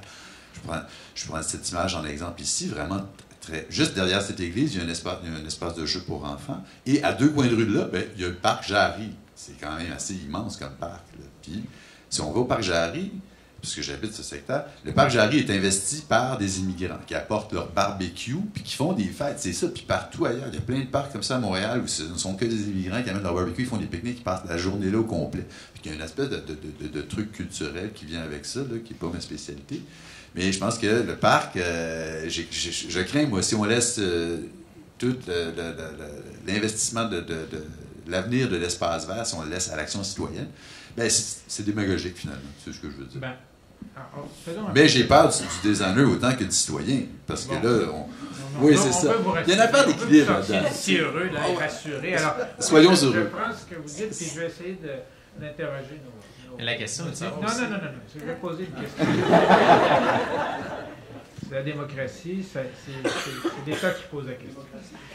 Voilà. Ben, c'est ça, l'éclairage, c'est très important dans les parcs. Jusqu'à minuit, a-t-on appris. Mais, par exemple, effectivement, il y a une concurrence maintenant entre le plaisir, un certain plaisir hédonique du moment. Tu sais, tu parlais de convivialité, de quotidienneté. Et aussi, il y a le sentiment que certains de ces espaces sont des espaces qui doivent transcender les limites des générations, qui doivent passer le temps. Si on avait assujetti le Mont-Royal au goût du jour, on n'aurait pas le Mont-Royal, on aurait un paquet d'accumulations et il aurait peut-être perdu. Alors, comment est-ce qu'on a besoin d'avoir, je prends le cas de la charte de la Ville de Montréal, est-ce qu'on a besoin de dire les 3 éléments clés de ce qui définit un parc sur lequel des ressources publiques vont être investies au service de la population? Prenons la Déclaration américaine. C'est quoi? Freedom, Liberty and the Pursuit of Happiness. Si on prend ce genre de concept élevé, puis on essaye d'en avoir des équivalents pour nos parcs montréalais, peut-être qu'on pourrait avoir une espèce d'élément constitutionnel qui crée l'équilibre entre la recherche juste du plaisir du citoyen et un devoir sur le domaine public à plus long terme. C'est un peu ça, là? C'est exactement ce que vous avez dit. Mieux dit. Alors, la question s'adresse à Marc-André. Qui pense à Thomas Jefferson à l'instant? Thomas, pas moi, en tout cas. Désolé. Ah, ben voyons, c'est lui de Pursuit of Happiness, parce que l'autre choix, c'était de Property Rights. Ben, en fait, La réception approche, là. J'ai l'impression qu'on tourne autour d'un faux problème, parce qu'on a le réflexe, nous, tous les êtres humains, j'ai l'impression de généraliser, parce qu'on veut caser notre pensée dans des boîtes très, très bien définies. Et ce qu'on voit là, ce qu'on voit au champ des possibles, ce qu'on voit un peu partout, ce sont des projets, des initiatives qui sont ponctuelles, parfois transitoires, minoritaires. Je veux dire, il n'y a pas 15 comités de citoyens comme celui des Amis du champ des possibles qui vont s'activer partout à travers la ville. Donc, d'une certaine manière, la dynamique de ces groupes-là et ce à quoi ça donne lieu, ça a le droit d'exister. Tout comme le design, c'est pour ça que j'essayais d'un peu d'être provocant tantôt, le design aussi a le droit d'exister, le design d'auteur a le droit d'exister et on n'a pas à soumettre tous les projets. D'accord, mais c'est quoi mes principes constitutionnels? Attends, imagine que tu es Jefferson ou bien, je ne sais pas, Voltaire. Au préalable, j'aimerais dire ceci.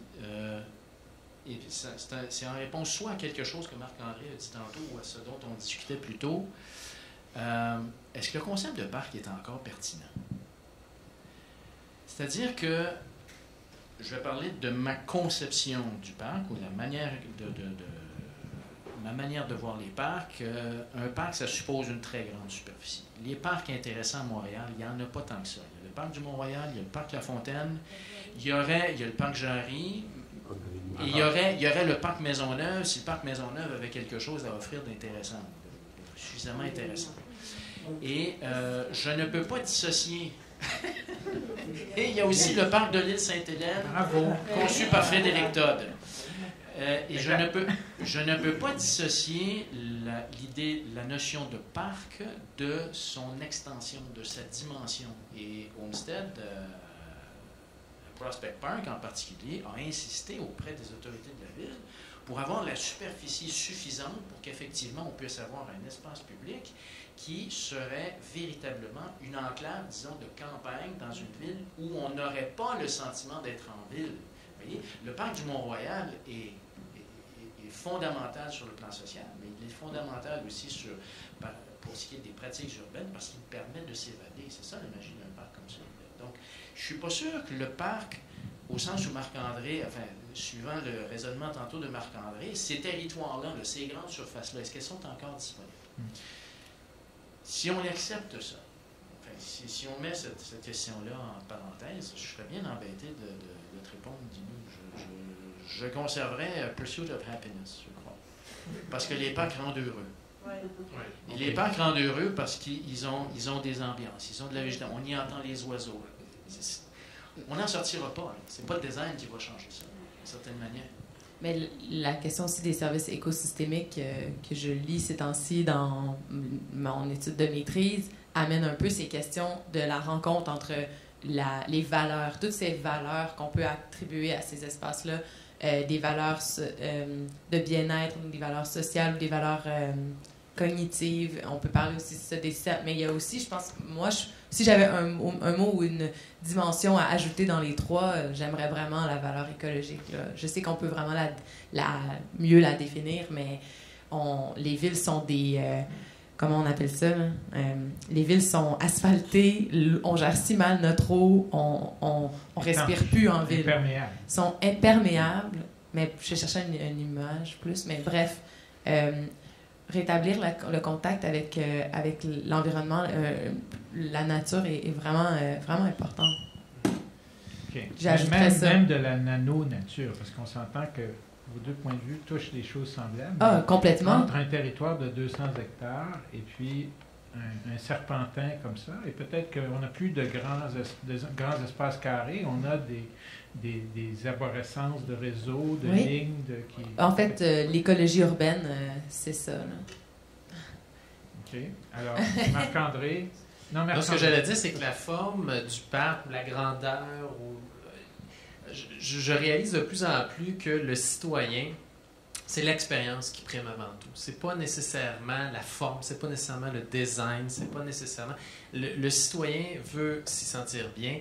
Et si c'est un espace comme ça, si c'est un espace du champ des possibles, si c'est un espace un village éphémère, dans le fond, c'est l'expérience de plus en plus. Les citoyens ne sont pas nécessairement...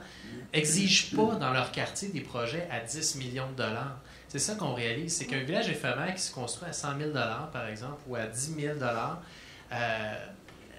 l'exigence, en fait, d'avoir un beau mobilier qui est bien designé, tout ça, non.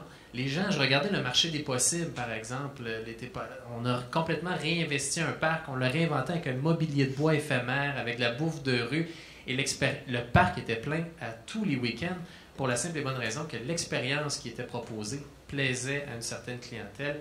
Et c'était pas un parc du Mont-Royal avec qui a coûté 10 millions de dollars. C'est vraiment l'expérience qui prime de plus en plus sur la qualité, la qualité du design dans certains cas. Mais aussi, ce que expérience veut dire, ça veut dire aussi usager. Et je pense que faut faire la différence entre un citoyen et un usager. Juste pour faire un parallèle, lorsqu'on aménage un jardin privé chez quelqu'un, cette personne nous donne ce qu'elle a envie d'avoir dans son espace ou elle va l'aménager elle-même, là, dépendamment si elle fait affaire avec un professionnel ou non. Mais c'est une vision que l'usager va projeter, va vouloir aménager son espace. L'espace public, les usagers de ces espaces-là, les gens qui vivent dans leur petit jardin, qui devient le jardin de tous, sont les citoyens. Mais ce sont des usagers, en fait. C'est comme ça qu'il faut peut-être voir la différence entre... J'ai de la difficulté en utilisant toujours le mot citoyen, parce que citoyen, ça veut dire que je vote ou que je décide, mais je peux aussi juste vivre le lieu. Ah oui, un citoyen, tu peux aussi avoir un passeport pour décoller du site au plus vite. Oui. Alors, on a 3 interventions, et après ça, on va faire un retour. Madame, monsieur et monsieur, les courtes interventions qui nous permettront de... Moi, j'aimerais savoir, par rapport au champ des possibles, ce que les citoyens pensent ou penseraient éventuellement de construction d'habitations résidentielles. Pas forcément condo, je suis certaine que il y aurait une forte opposition à ça, mais du logement plus social, comme des coopératives d'habitation. Et mon autre question également par rapport aux citoyens et usagers aussi, ce qu'ils pensent de la sécurité par rapport au fait qu'il y a des gens qui allument des feux. Peut-être qu'ils le font de façon sécuritaire, là. Je suis jamais allée, je ne l'ai jamais vu, mais quand je me promenais à la montagne, puis que je vois un lundi ou un mardi qu'il y a un endroit qui a été incendié, pas trop loin d'arbres immenses et magnifiques, je me demande dans quelle mesure les gens ont pu être prudents. L'arbre et les arbres autour ne semblent pas avoir brûlé du tout, mais il y a toujours un risque parce que le vent peut se soulever et en été, la végétation est beaucoup plus sèche, donc beaucoup plus à risque, évidemment, que ça s'embrase et que ça disparaisse. Tout à fait. Bon, pour répondre à la première question, la question des habitations, mais je pense que c'est vraiment une vision d'ensemble que le Comité des citoyens a déjà s'est prononcé, disons, à partir de 2009 sur des besoins multiples dans le quartier. Donc, il y avait déjà une liste de volontés déposée à l'arrondissement. Le document s'appelait Mylène en chantier, dans lequel il y avait une liste de besoins, notamment le besoin toujours de résidences communautaires ou de coopératives d'habitation. Maintenant, il a été décidé dans une vision, disons, concertée par les 250 citoyens qui ont participé à l'activité, que l'espace du champ des possibles ne serait pas résidentiel et que d'autres zones devraient l'être. Très récemment, il y a déjà des positions qui ont été suggérées sur d'autres lots voisins, mais il y a quand même une coopérative d'habitation juste en face, la coop Laos, avec juste des Laotiens qui ont vu sur le champ. Magnifique vue d'ailleurs. L'autre question, oui, il y a des craintes pour la sécurité, effectivement, et je dirais que il y a comme une double vision de cette dynamique, parce que pouvons-nous peut-être permettre cette expérience du feu de camp sécuritaire?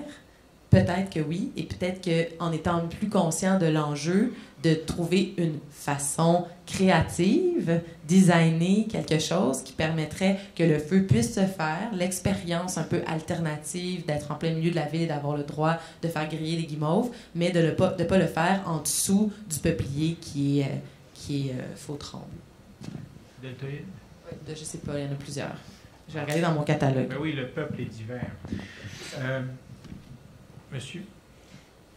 Oui, depuis quelques années, je suis impliqué avec un projet citoyen pour sauver le jardin Notman. Vous avez probablement entendu parler.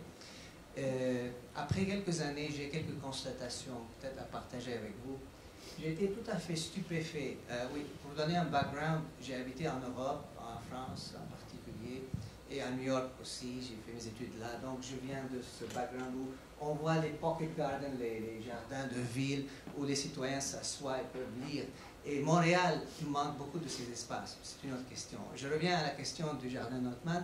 J'étais sidéré et stupéfait de l'insensibilité des décideurs, des politiciens, à vouloir donner ces espaces verts aux citoyens qui les réclament. Le jardin Notman, il y a un double intérêt. Il y a des arbres qui ont plus que 100 ans, mais aussi il y a tout le côté patrimonial, l'héritage en fait de Notman et tous les gens qui ont passé par là. Donc il y a un double intérêt, plus l'intérêt d'avoir un pocket garden. Dans le centre-ville, il y en a très peu. Alors j'étais vraiment stupéfait du peu de sensibilité. Il faut vraiment y pousser, et là on n'a pas gagné encore, on est loin de là. Ça c'est la première constatation. La deuxième, c'est les citoyens qui sont très timides, qui ne s'impliquent pas assez. S'ils veulent sauver un espace ou créer un espace, comme vous le dites, il faut qu'ils s'approprient le projet. Et je vois très peu de participation des citoyens, malheureusement. Donc je suis un peu déçu, mais on n'a pas perdu encore. Mais voici donc quelques constatations que j'ai faites. Donc les politiciens et les citoyens. Et qu'est-ce que ça prend pour que ça marche? Puis, si je peux me permettre, je me rappelle bien que vous aviez fait affaire avec un jeune créateur, un jeune designer pour produire une image qui pouvait aller dans les médias. Et c'était un jeune architecte paysagiste qui est mon ami d'ailleurs, que j'ai aidé à réaliser l'image d'ailleurs, pour que vous ayez un peu que vous puissiez mousser un peu au niveau politique. Puis des images comme ça, c'est pas une vraie photo, hein. C'est une image qui est... ça, c'est une vision. C'est ça. Mais ce sont des visions qui sont créées par des designers qui savent utiliser les logiciels et qui utilisent ces images-là. Et ça devient des outils de communication et de persuasion. Donc, d'où l'intérêt de les impliquer dans les processus citoyens. Mais ça revient un peu à ce que je disais initialement quand je parlais de la vision promoteur de plus en plus de la Ville de Montréal. Il y a plusieurs personnes à l'interne qui me disent qu'effectivement, la Ville est tellement à la recherche de nouvelles sources de revenus que lorsqu'il y a un terrain qu'on peut réutiliser, souvent, on va essayer de le vendre au pied carré le plus cher possible parce que malheureusement, c'est la réalité économique qui entoure ces espaces-là. Et comme vous dites, il n'y a pas suffisamment de mobilisation. Des milieux où c'est très difficile de mobiliser des gens, malheureusement, la pression n'est pas assez forte, puis le terrain part aux mains des plus offrants. Là. Donc ça revient un peu à ce que je disais, la vision de promoteur que la Ville est en train de renforcer de plus en plus, malheureusement. Mais peut-être aussi, c'est qu'on a souvent concentré sur le bâti, en oubliant que l'architecture, c'est pas juste le bâtiment, c'est aussi l'art des jardins, des espaces, tout ça.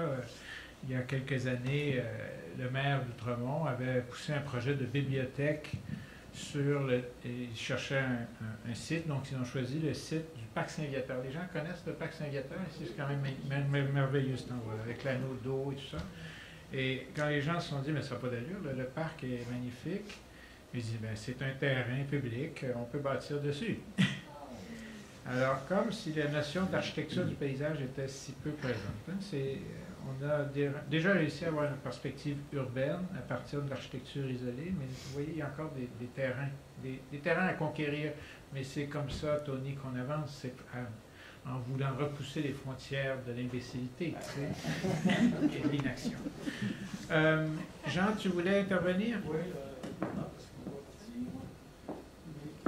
Alors Jean, et on se rappellera, c'est lui qui a inauguré les échanges urbains avec une conférence mémorable sur l'eau. L'archipel. Oui, alors il y a eu l'archipel 1, il y a eu l'archipel 2 qui, au moment où on a imaginé une nouvelle politique des parcs, donc à Montréal pour la récente région métropolitaine, et qui a donné lieu, l'élément principal de cette politique-là, c'était le réseau vert. Le réseau vert, c'est essentiellement, au départ, une création presque pratique, parce que la commande du gouvernement était « il manque de parcs à Québec, à Montréal, qu'est-ce qu'on peut faire? Faites une politique des parcs. » Et par contre, on n'a pas une scène. C'était la crise au début des années 80, vous vous souvenez bien. Et donc, il fallait voir. Et c'est là qu'on a eu l'idée de... en regardant, dans le fond, je me souviendrai, une grande carte de Montréal derrière mon bureau, puis on regardait ça, en disant, il ne manque pas d'espace à Montréal. c'est plein de friches. C'était le début de l'approche friche à Montréal en disant, merde, non seulement sont intéressantes ces friches-là, mais la plupart sont pratiquement gratuites. Parce qu'elles n'ont pas de valeur. D'ailleurs, les valeurs qui étaient accordées à ces choses-là, c'était la valeur moyenne du terrain non construit dans l'île de Montréal. Et donc, évidemment, là, on a quand même structuré la chose. Là, c'était, au départ, les grandes friches du système ferroviaire, mais du système de communication, du système de transport, là aussi les lignes de transport de Québec, etc. Mais essentiellement le système ferroviaire. Et là, on a proposé de créer donc un immense parc linéaire à grandeur de l'île qui rejoignait le centre à la périphérie, Montréal au réseau bleu, et qui allait passer à travers tous les grands parcs, qui reliait les grands parcs, pour éviter que les grands parcs soient tous pareils. Donc, on a essayé de dégager des caractères particuliers aux grands parcs plutôt que d'avoir chacun le même gabarit mais aussi qui, en traversant les quartiers, allait pouvoir justement combler le fameux déficit en parc, qui était un déficit complètement théorique, qui rejoignait l'approche américaine de la question des parcs, où on faisait des beaux parcs dans les banlieues riches, puis qui étaient absolument plus utilisés. De toute façon, il y a une autre question qu'on avait étudiée à l'époque sur l'évolution des parcs en milieu urbain dans les sociétés occidentales, où effectivement, les parcs n'allaient chercher qu'à peine 10 à 15 de leur clientèle normale. Donc, les parcs étaient complètement abandonnés. Ce que j'appelle le petit parc carré en milieu urbain, là, à la fois, il y en avait beaucoup, mais ça ne me plaît rien. J'appelais ça des parcs industriels, parce qu'ils étaient de l'époque industrielle, mais on créait ces parcs-là pour que les gens aillent reproduire leur force de travail et pour revenir le lundi matin être performés.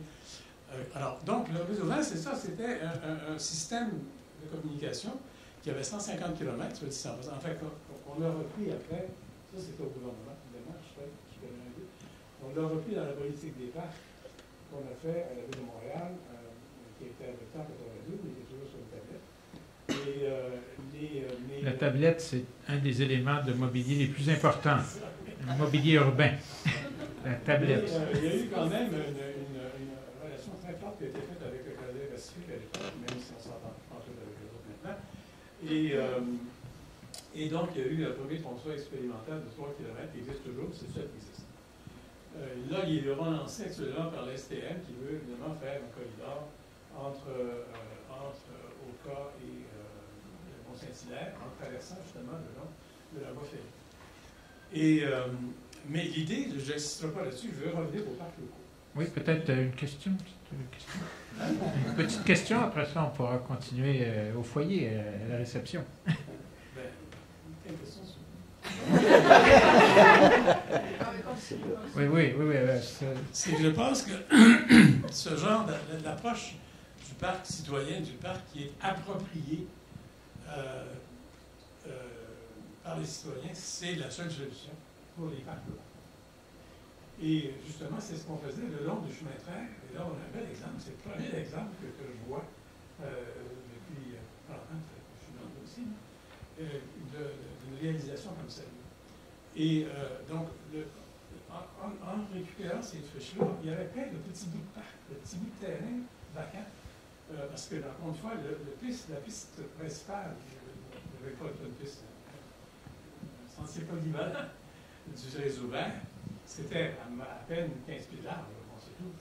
Mais en passant, on récupérait plein de petits morceaux qui pouvaient être récupérés pour l'usage des citoyens locaux. Et à ce moment-là, on avait déjà développé aussi une structure de gestion triangulaire, c'est-à-dire la ville, bien sûr, les propriétaires fonciers, mais également les citoyens. Et à chaque fois, les citoyens avaient la même importance que les deux autres. Donc, il y avait une vraie concertation à ce moment-là. Et c'est les citoyens, finalement, qui devaient s'occuper de proposer l'aménagement, de faire une partie de l'aménagement eux-mêmes, et de s'occuper également, après ça, de l'animation et de la sécurité, bien sûr, avec des comités locaux, des choses comme ça. C'était à prévoir. Donc, il y avait une possibilité de créer ces choses-là partout. D'abord, au long du chemin de fer, mais après ça, dans le plan directeur du réseau vert, il y a plein d'autres choses, c'est pas seulement le chemin de fer, c'est aussi les grandes friches institutionnelles, en commençant par celle du Mont-Royal, qu'on a réussi à récupérer dans le concept du parc des Trois Sommets. C'est des choses comme ça. Il y a les centres d'achat, les fameux centres d'achat, les nouveaux parcs, les nouvelles places publiques dans nos villes modernes, post-industrielles, c'est les centres d'achat. On va en avoir un beau, là, il s'en vient. 1540. Mais il est juste à côté d'une ville qui a été dessinée par Frédéric Todd en passant. Oui, Hein, le 1540. Donc, c'est ça. Je pense que vous avez parfaitement raison. C'est, pour revenir encore une fois au local, au champ des possibles, ça, c'est le meilleur exemple de ce qu'on voulait qui se produise avec le réseau vert, avec le développement du réseau vert à travers la ville. C'est que localement, donc, les gens s'emparent, gèrent complètement leur espace temps loisir. Que ce soit à eux. Il n'y a aucune raison que le dernier vienne désigner le champ des possibles. Bien sûr, pour l'ensemble du réseau vert, oui, d'abord, automatiquement, c'est pas une sorte de désigner général. Mais il y a d'autres choses. Les grands parcs, évidemment, il faut qu'il y ait quelque chose qui soit fait. On ne peut pas laisser les grands parcs, on ne peut pas laisser non plus le réseau vert se dérouler par les citoyens eux-mêmes. De toute façon, les citoyens sont souvent localisés. Et donc, il y a une différence. Parlant, et pour terminer par ça, je pourrais aller longtemps, je pourrais en parler pendant longtemps. Mais en termes de design, moi j'aime bien évidemment le highlight, mais on a constamment oublié de parler de quoi? De la promenade plantée à Paris, qui est bien avant le highlight, qui est pas mal. Ça, c'est du design. Ça peut être autre chose que du design. C'est un monument tellement important, tellement complexe, qu'il faut que ce soit du design. C'est ça. Voilà. Bon, alors c'est les deux républiques, hein, la France et les États-Unis. C'est vrai qu'effectivement, le réseau a besoin d'une pensée centrale, peut-être pas le mot central, mais commune, à tout le moins, et active par rapport à des actions. Peut-être des commentaires pour conclure avant qu'on termine cet échange par un verbe de l'urbanité. On va procéder dans l'ordre. Dans l'ordre des personnes assises. Bon, écoutez, on n'a pas pour sortir les règles de procédure du Code Morin. Bernard, Marc-André, Carole. Ce que j'aime de l'intervention de Jean, puis de la question du réseau vert, c'est que ça me permet de me dédire, parce que j'aime beaucoup me dédire. Je posais tantôt la question de la pertinence du concept de parc, dans la mesure où, pour moi, le parc suppose une dimension, une extension considérable. Il n'y a rien d'anti-urbain là-dedans. On a tendance à penser que ça l'est, mais ça ne l'est pas. Aujourd'hui, oui, le concept de parc est pertinent parce qu'il est linéaire. Et dans ce sens-là, il est gigantesque. Et ça va de pair aussi avec le fait que le loisir actif, là, il est linéaire aussi. Il n'y a jamais eu tant de cyclistes, il n'y a jamais eu tant de pistes cyclables. Les pistes cyclables aujourd'hui passent dans des secteurs absolument extraordinaires. Ce sont des paysages en tant que tels. Ils sont parfois renfermés sur eux-mêmes. Mais le réseau vert comme parc, c'est effectivement un type de parc contemporain tout à fait pertinent. Oui. Marc-André? Qu'est-ce que je pourrais bien ajouter à ça? Écoutez, moi je vous dirais que je pense que c'est vraiment le citoyen qui de plus en plus va faire la différence là, ces prochaines années. On le voit dans le contexte, comme je l'expliquais un peu plus tôt, dans le contexte financier aussi des villes. Oui, il va y avoir des méga projets. Le quartier de la Gare, le quartier des Gares en est un exemple. Complexe environnemental Saint-Michel, mais ça c'est peut-être ce sont des gros projets qui coûtent cher. Mais ce ne seront peut-être pas nécessairement les projets les plus marquants, les plus appréciés. Je pense que ce qui va vraiment faire la différence, ce sont les poches expérientielles qu'on va retrouver un petit peu partout. Je pense que le citoyen va faire la différence et de voir ce mouvement-là ici, mais aussi à l'échelle internationale, des gens qui se réapproprient le terrain voisin pour justement se l'approprier et en faire soit un champ des possibles et justement l'organiser un peu, soit en faire un village éphémère. Moi, je pense que c'est vraiment ça, le citoyen doit avoir de plus en plus son mot à dire dans la conception de l'espace public. Évidemment, parfois, ça peut faire, on en discutait un peu avant la conférence, ça peut faire, et je pense qu'Antoine l'a soulevé aussi un petit peu avec cette question, ça peut faire un monstre à plusieurs têtes, des fois, quand il y a beaucoup de consultations et beaucoup de gens qui veulent dessiner un espace. Mais en même temps, je pense que c'est un processus qui demande de la conciliation, qui demande une certaine forme de... Et juste peut-être pour compléter aussi, quand Antoine disait le citoyen dessine, ça me fait peur de voir que les citoyens vont dessiner des choses.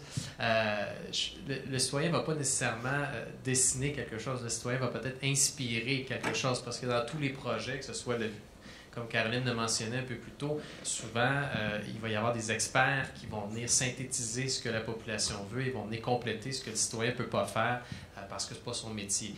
Donc, de dire que le citoyen va venir dessiner le parc, c'est peut-être un peu grossier, mais va plutôt l'inspirer. Voilà. Le citoyen dessine avec ses pieds.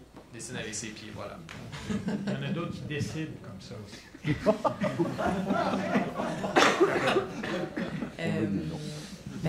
Ouais, quoi rajouter? Mais je prends toujours des notes. Je suis hyper stimulée par ces questions qu'on discute ce soir parce que j'ai juste envie de partager le fait que je vis à l'intérieur d'un projet vraiment spécial présentement qui est à la rencontre de tout ce que vous expliquez. C'est-à-dire que je suis une jeune professionnelle en aménagement, mais je travaille pour un groupe de citoyens. Donc, je me sens extrêmement interpellée par ce que vous expliquez et je me questionne là-dessus beaucoup, tous les jours.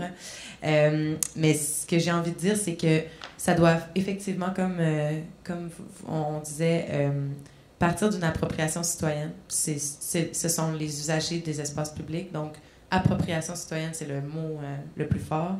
Puis ensuite, je pense qu'on posait la question, donc, qui seront les architectes quels sont les vrais architectes de nos parcs?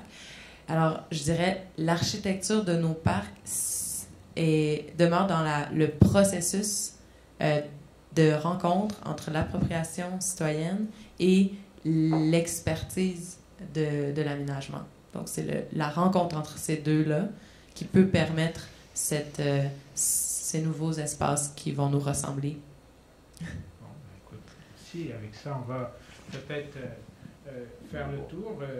Remercier nos trois panélistes, Bernard, Marc-André et Caroline. Merci beaucoup.